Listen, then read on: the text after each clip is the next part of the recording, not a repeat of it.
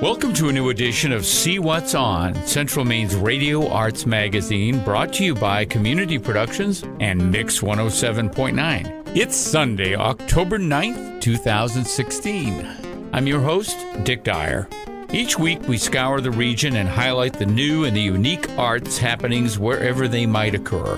From Bangor to Lewiston, from Farmington to Rockland, from lounges to formal theaters, from galleries, festivals, libraries, movie houses, and maybe even your own home. If it's on, it's on. See what's on. Everyone loves to laugh. This week, it's our pleasure to make you laugh by introducing you to Ben Roy, a Maine native who has made it big on the national comedy scene and now stars in Tru TV's Those Who Can, which just opened for its second season. We caught up with Ben by phone in Wisconsin for today's show and had a personal interview and some laughs. This segment of See What's On is brought to you by SBS Carbon Copy, located on Main Street in Waterville. SBS is a family-owned business and has always been a strong supporter of the arts and community development. Visit them at mainprintingservices.com. I'm married, and I'm going to give you a different opinion from a stand-up comic, one that you haven't heard yet. I'm married, and my marriage doesn't suck. Why? Because I didn't marry a bitch. That's why it doesn't suck. That's your problem, guys. Stop marrying cats. Yeah, then your lives won't suck so bad. And women, stop marrying assholes, and then your lives won't suck so bad. My wife doesn't do any of that cliche garbage we all hear about. My wife doesn't take me. Like, I'm a sports nut. First of all, I'm a baseball nut. My wife doesn't interrupt my baseball games with crafts or whatever other crap you hear, right? My wife doesn't take me duvet cover shopping and looking for scented pillows. If she did, I'd beat the shit out of her, right? My wife doesn't tell me how to drive and tell me how to act or how to dress. I think we can see that, right? And why doesn't she do these things? I'll tell you why she doesn't. Because if she does, I'm gonna other people. So, folks, that was Ben Roy. You're going to get to see Ben and his co-host, Adam Cayton-Holland and Andrew Orvidal, regulars of the late-night comedy circuits, including Comedy Central, Conan, and Fallon, this Friday night, October 14th, at the Waterville Opera House. Now, let's go to the phones for our personal interview with Ben. So are you in Wisconsin on a promotional thing, or are you doing some stand-up? Yeah, we're in Madison. One of the best comedy clubs in the country is here. They're called Comedy Club on State. So we're here, myself and the two other co-creators are here doing a live show at this big club here. You here, and correct me if this is wrong, but you met up with Crystal Allen here in Maine, right? Yep, she went to Maranacook. Oh, she was at Maranacook. Okay, great. And she's working now as a photographer, from what I understand? Yep, and she also works with a small music video production team. They make music videos for small recording artists. And you've got a child, Milo? Yeah, he'll be 11 on this March. What prompted you to move to Denver? A good friend of mine, a fellow class, well, he was a year ahead of me, Dan Rich, had gone out to visit a friend who went to visit Boulder, and he had gone out and he loved it so much he was like, I think I'm going to stay here. You know, when I graduated, I was in a bad place. When I left Winthrop, I kind of started hanging out a lot in Augusta, and I just got around, I think, a lot of people, an environment that wasn't necessarily the best situation for me, and I was looking to just get away from Maine and the circle of friends and some of the drama that had kind of started to happen. So he had gone out there, and I went and visited him once, and I immediately fell in love. They say, like in Boulder, that Chief Niwot put a curse on the land, that he said that when the white man comes, the white man can never leave or something like that. And I think it's true. I went to Boulder, got one look at it that morning, and I was like, I want to live in Colorado, and I moved out 6 months later. I just packed. I went out with $80. I hopped in my car and drove out there, and I fell in love with the Denver area. And, you know, there are big parts of me that miss Maine. People that I grew up around, I'm especially proud of my friends and family from Winthrop. Everybody's they're really amazing, passionate people at heart and everything, you know, like, so as I'm getting older and my parents are getting older, I start to miss it more and more, you know. Let's talk about your music a little bit. I remember when you had a group called the Mendicants. Is that Yeah. Yeah. And then now, are you still working with Spells? Yeah, I am. I'm still in a band called Spells, and actually our guitarist wrote the title sequence, the theme song to the television show, for those who can't. So, but yeah, I still play in it, and you know, we were an official invite of South by Southwest last year, and there's such a big exploding music scene in Denver, and yep. We've been fortunate enough that people come to our shows, you know, when we play it.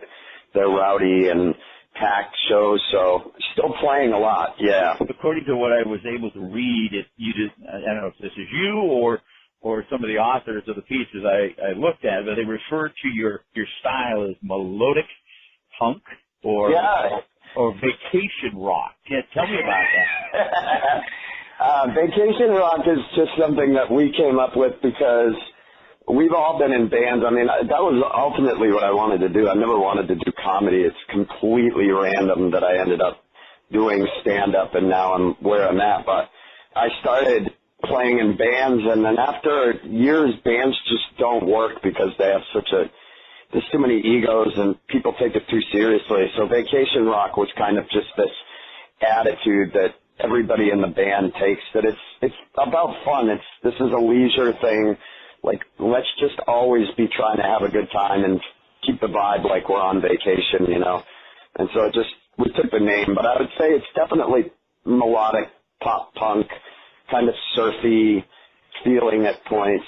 But our shows are very rowdy and energetic. But yeah, the vacation rock is more an ethos, I think, than anything. Okay. Yeah, our guitarist owns a small label that he puts out called Snappy Little Numbers, and he puts out all our stuff. So, I mean, certainly we're not opposed to if bigger offers came through, but I don't know that I could do a whole lot right now. Between stand-up and the show, we're kind of doing as much as we can right now. Okay. So if people want to get a sense of your music, they could obviously Google it, and if they look for Snappy Little Numbers, that would work. Okay, great. Yep, or just spellsrules.bandcamp.com. Ben mentioned his band, Spells. This song, Bustin' Out, is dedicated to Judy's House, a place where children, teens, and young adults who've lost loved ones can go during bereavement. If you'd like to donate, feel free to purchase the song at their Bandcamp, spellsrules.bandcamp.com. Ready, steady, go and go. I'm busting out of the hospital. Ready, steady, go and go. I'm busting out of the hospital. But I ain't feeling too well, and I'll see you in hell before I'm gonna pay you. Doctors, nurses, and the rest wanna make me stay and take one more test. Doctors, nurses, and the rest wanna make me stay and take one more test. But I ain't feeling too well, and I'll see you in hell before I'm gonna pay you. I ain't gonna pay you, and I'll never pay you. I ain't gonna pay you. I ain't gonna pay you. Now back to comedy. I started in 2004, but I took a break because I think I wasn't ready. At that point, I think I was, alcohol was a problem for me, and I think it fed a very negative part of myself, so I kind of took a little bit of a break, and then I came back when I met these guys that I work with now, this group we call the Grawlix, and I started doing shows with them. It gave me a chance to focus on a different style of comedy, something that was more like myself, I think, and So around 2010, I'd say, is when it started to take off. The Just for Laughs Comedy Festival, I showcased for it, and a guy named Jeff Singer saw me at one of them and gave me the chance to go to the festival, which is a huge thing in stand-up. You know, it's a big deal for, that was a big boost. And then, after that, just clubs, and then some TV opportunities came up to do stand-up on TV, and then ultimately that led to us being able to pitch this TV show, which is kind of where we're at now, you know. But Sure. No, I've seen some of the clips, you know, for those who can, and there's no mistaking that your experience with alcohol is a factor in a lot of your stand-up routines that I've seen. Is this where you started with the Grolics? You guys work around that team at all, or is this a departure where where did those who can't work into the Grolics experience? Andrew and Adam, the two other guys in the Grolics, had started a show years ago prior to me joining it, and I knew of it. I would go and watch it, and we were all peers, and they knew me, but I was playing in a band and focusing a lot more at that time on that. And then one of their members moved to New York to pursue comedy in New York, and so they had a spot open and had asked me about filling it, and so I did, and I told them, you know, I'll do this, but I want to do it my way, and, you know, don't tell me that I can't say certain things or what have you. So that was the beginning of feeling like comedy could be whatever I wanted it to be, you know, like it didn't have to be what I thought at first. It was the things that I had to be or had to do, and so it just gave me a different way of looking at it and how I could say things. And the Denver crowds really embraced what we were doing, and so we kind of over the years split it down to where it was the three of us, and the show was born out of a web series. We were making a web series and sketch videos that we could show at this live show we were doing at a theater, and then after the show we would post them online, and within a very short amount of time they started to get attention, and people started asking us about if we'd ever thought developing these characters for television. We got a few emails, and then by that point I had a manager and an agent, and so did Adam, Cayton-Holland, so they were like, we can show you how to do that. Yeah, well, so for those who are listening into this interview, the Grolics, including Andrew Overdahl and Adam Clayton-Holland. To the show, you've added Maria Thayer into the mix. Does she travel with you guys, or does she just do the show itself, the TV show? Maria is actually a real actress. So her schedule is much more limiting, you know, because she's always on, like, Gotham and, like, these big network shows and stuff. And so she is around when her schedule, when she's able to be in her schedule. Certainly bigger events, you know, like Upfronts she'll be at, or bigger comedy festivals she'll be there. But she's not a stand-up either, and our live show is largely stand-up. She went to Juilliard. She's very classically trained. She's there to make us look like we at least know somewhat, like that these three stand-up dudes know exactly, look like we know what we're doing. She's the real talent.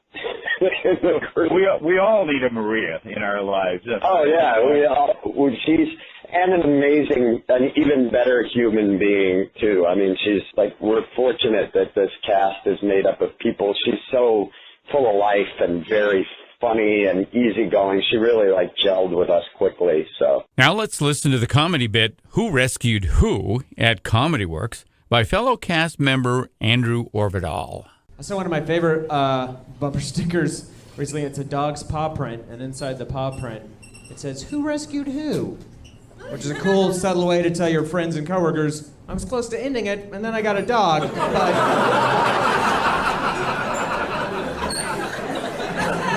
But whenever I see that bumper sticker, I always like to imagine, what if it was a case of who rescued who? What if that was actually the situation? So like when you're telling people the story, you're like, yeah, well, I rescued Bailey here out of the Denver Dumb Friends, like just in time, too. She was on death row. But then check this out. A few years later, I'm touring around South Korea. I end up on the wrong end of the DMZ. North Korean prison, underground. No contact with anyone. When late one night, who dug under the fence and pulled me out? Yeah, Bailey chartered a jet, flew me home. So really, who rescued who? Who rescued who?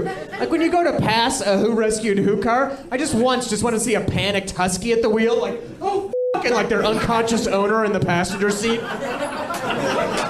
Just once. We'll be back to our conversation with Ben after a couple commercial messages. Welcome back. You're listening to See What's On Mix 107.9. You can hear recent shows that you may have missed on SeeWhat'sOn.com. That's the letter C, What's On, or on Facebook.com, Arts in Central Maine. Please take the time to send us your story ideas and calendar listings for upcoming arts events. For those of you just joining us, we're talking with Ben Roy, a comedian originally from Winthrop, Maine, who's bringing his national comedy act and friends to the Waterville Opera House this Friday evening, October 14th. Ben, you play Billy Shoemaker, a teacher on your hit show Those Who Can't on Tru TV. Tell us about Billy. Is he your alter ego or based on some experience? Billy Shoemaker is, kind of. He's the worst parts of my personality. He's just, he's a cartoon version of my worst traits, I think is how I view him. But he's a radical teacher who teaches a radical form of history. You know, he teaches a very leftist, Howard Zinn kind of form of history. And he previously had played in bands and toured, but now he's been forced into being a teacher, and he's got a wife and kids, so he struggles with the kind of domestic life. He had picked a history teacher when we were playing this because I didn't graduate from Winthrop. I did graduate eventually, but I didn't graduate. I didn't walk with my class because I was down one credit, and it was a history credit. I had flunked history. And so I thought it was funny if I played a history teacher because that was the one credit. Mr. Cook's class kept me, and it wasn't his fault. I did nothing in his class. I literally did not try. I should have, but it was a big thing when I couldn't walk with the class. I stood in back during graduation. It leads to my question because as I was preparing to do this interview with you, several of the teachers, and for those who are listening that don't know, my wife still is a teacher here in Winthrop, and the teachers were all wondering whether or not the show is in any way based on real-life experiences you had then here in Winthrop, or certainly your cohorts in the show, based on real-life experiences they had at school. Oh, not at all. No, because I imagine if they had, they'd all be in jail. There's so many times, you know, like the reviews have been largely good, but the ones that are negative of the show think that we have an axe to grind with teachers. Some of my teachers in high school were the only people who kept me going. I mean, your wife, for example, was somebody that I thought was a terrific teacher. I never was much into visual arts, but just as a presence and somebody who was always warm and somebody you felt like accepted creative types and whatnot. You know, Bud Barnes, Dr. G was the physics teacher. Like, I had a lot of teachers who made a big difference in my life, and some people think that either it's based on life or we have an axe to grind, and it's just an environment to put these characters. We literally were like, what's a funny place we can put these three characters in? There's no message. They're just awful. It's that we're not making a statement with the name. Like, we are those who can't in that reference. It's not all teachers, you know, so. But, no, God, if I had teachers or any events like that, people would be in prison. We'd be on the news. I'm sure they appreciate hearing that, too. I have to ask you, now that you do both stand-up and now the TV show, what do you prefer? You prefer one over the other? Well, it depends. You know, I was big in theater when I was in high school. I loved the drama program, even though it was small at Winthrop. Now they have an actual theater, but before we just did stuff in the gym or in Bud's classroom, in Mr. Barnes' classroom. Coming back to acting has been fun, but I'm so rusty at it. It depends on the day, you know. Honestly, I could tell you this, and I've said it a bunch of times, I would trade it all for music. I mean, I even tear up thinking about it. I would give it all away if I could play music for a third of the income, you know, if I knew that I could do it for the rest of my life. I mean, music has always been where my heart is. I love doing the television. I love doing stand-up. I mean, I think they're terrific. If I had to pick between the two, it's hard to say. Any given day, it depends how stressed I am. Okay. I love stand-up. I like performing, and I like being in the club environment and being in people's faces. I just want to give you one final question, Ben. If you were talking to an aspiring artist from here in Central Maine, what advice would you give them? Oh, man. I don't know. I think I would tell them that you can get out of there. And I don't mean that as a knock on that area or anything like that, but I think part of the reason why I was so depressed and I had the problems with alcohol and with drugs like I did was because I felt like I was never going to get out of there. Although I don't feel like the Augusta area and Winthrop at points is the most embracing of the arts and does enough to elevate arts for kids. I think a lot of times it's very sports-centric, and not to knock them, you know, sports are big, but I felt like there was no avenue at that time, so I would just tell those people to just create and create for yourself, and that there are other things out there, and that maybe if you find that you have to leave for a bit or whatever, it'll give you a new appreciation of the place when you come back. And I'm just speaking on my time, you know, I mean, if I was speaking now, I would tell people to create and use the internet. Like, that's the biggest thing I would tell people. Figure out how to utilize social media and the internet to your benefit, because that did more for me and for us than anything. If you want to be a comic, you want to write sketches for Saturday Night Live, that's your dream, write sketches and put them up on YouTube or Funny or Die. I would tell people that every day, like, just get a camcorder or get a DSLR camera with HD on it and just film yourself doing stuff and make videos, just create. You know, it's a time and pressure thing. Just keep doing it and you'll just naturally get better at it.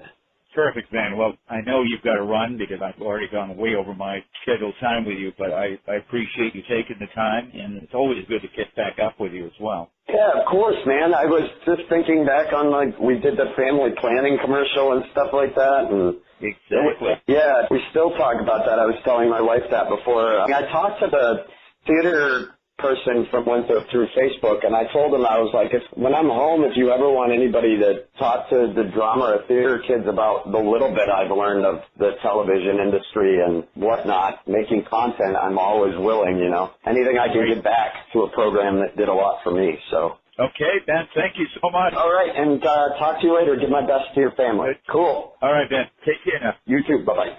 The show wouldn't be complete without featuring the final comedian of the night this Friday night, October 14th, Adam Cayton-Holland. Let's go now to a clip of him performing on Conan O'Brien. When you become a stand-up comedian, you tell your parents, I think I want to be a comic. And they're ashamed of you. And that's correct. And then you headline like 1 or 2 shows, and your parents start to tell a few choice people. And then you get on TV once, and they tell freaking everybody. And they want to take credit for it, like they were there supporting instead of just 10 years of consecutive hating. My dad, everywhere he goes, he's like, oh, my son, stand-up comedian, gets a sense of humor from me. Taught him everything I know. I'm like, Dad, literally the only funny thing I've ever seen you do is have your fly down for the last 15 years in a row. Like, that's exclusively it. Which admittedly is a very funny long con. We're all trying to see what you do with that. I realized recently I get my sense of humor from my mother. Here's how I realized it. I needed to know my suit jacket size. I never wear suits. So I called my mom up. I was like, Mom, I need a favor. Go into my childhood bedroom, go into the closet, find my old sports coat, and tell me what size it is. And my mom goes, why? Are you buying a suit for my funeral? I was like, Jesus, that's a morbid curveball, Mom. But that's all right. I'm a ball player. I'll swing at that. So I was just like, Mom, I would never wear a suit to your funeral. And she didn't even flinch. She just fired back. She goes, yeah, because you could finally wear that dress. Wow, well played. Well played. Sweet diss. So I just put on a fresh coat of lipstick, went for a long walk in the rain. Eventually I fell asleep in a field behind a Kohl's. That's how that joke ends. That's how that joke has to end. Learned something interesting recently. Did you know the average human being every day has up to 19 small but significant seizures? Isn't that crazy? And even though that's not true at all, just saying it out loud on stage night after night helps me feel better about what I think might be a pretty serious problem that I have. I don't know about that. I've just been talking to the Walgreens pharmacist about it. We're getting nowhere. I recently had the opportunity to teach a class on stand-up comedy, kind of like I've been doing tonight.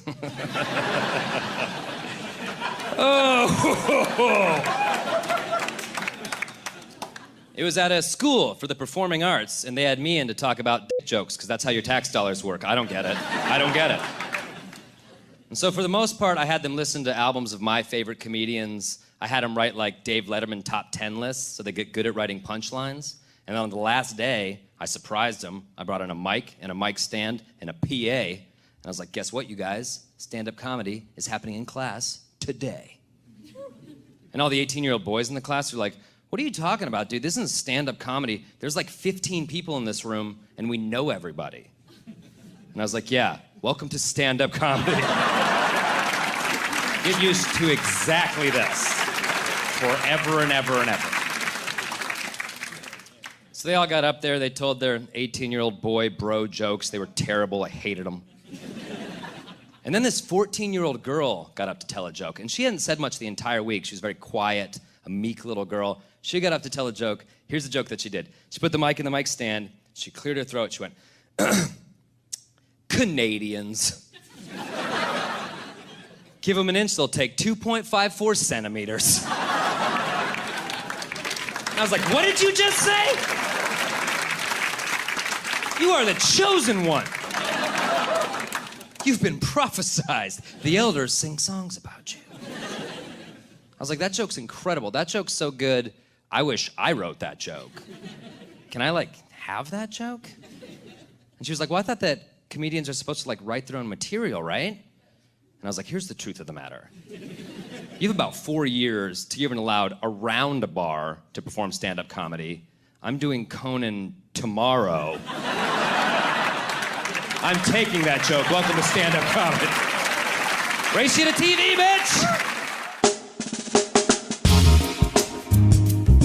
Well, that's our show for this week. I really want to thank Ben Roy and his fellow comedians, Andrew Orvidal and Adam Cayton-Holland, who will appear this Friday night, October 14th, at the Waterville Opera House. For tickets, go to www.operahouse.org. I would also like to say a special thanks to Gatsby for technical assistance in producing this show here on 107.9 The Mix. My partner Gary Pullen and I hope you reach out to us on Facebook and visit our website at seewhatson.com.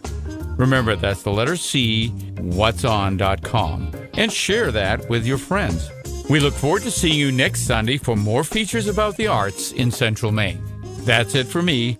Hope you enjoy the rest of your Sunday. And remember, if it's on, see what's on.